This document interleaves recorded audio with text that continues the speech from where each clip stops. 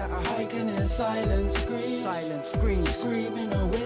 Screaming away, even when you wanna say, hey yo, I'm blessed, everything's okay. Something in his mind stressing. I can hear silence. So when I introduced myself, the first thing I said to you, because it's one of my proudest things, is that I'm a married man for like 10 years. And I have 4 daughters, and you know, 11-year-old, 8-year-old, 3-year-old and 2-year-old, and I live with my children, and I've always lived with them, I never haven't. But when I reflect back and I do deep reflections, I do journaling, I look back at my life, I think it was because of my earlier childhood experiences. I said I don't want to be like that.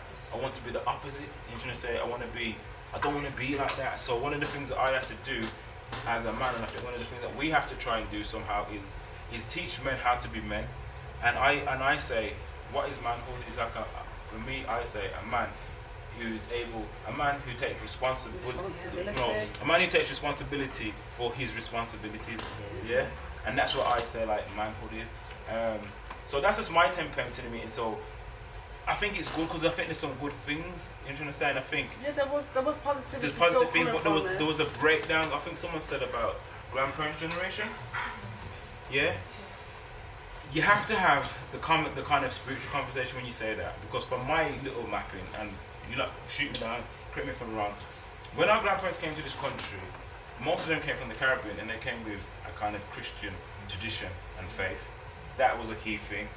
From when I understand and I speak to Rastas and I says, how did Rasta emerge? And one of the key things that was happening was a lot of racism in England, in Europe, and the fact that when it was going to the churches and asking questions and asking for support, the church was just saying, I'll give your life to Jesus, and that's it. So they kind of rebelled against the church and says, church, I can't see myself in church, so bonfire upon church. And started to say, they still want to deal with the book. What am I dealing with? What am I dealing with from the book perspective and trying to say? And then you see in the 60s, 70s, 80s, Rasta emerge. And the Scar movement. Yeah, and all of that stuff. Yeah. So then when you look at spiritual roots, it's like a Christian thing, Rasta thing, and then you've probably got a generation that don't have nothing, in a sense, where people are like, I don't want that, I don't want this, and it's probably like nothing.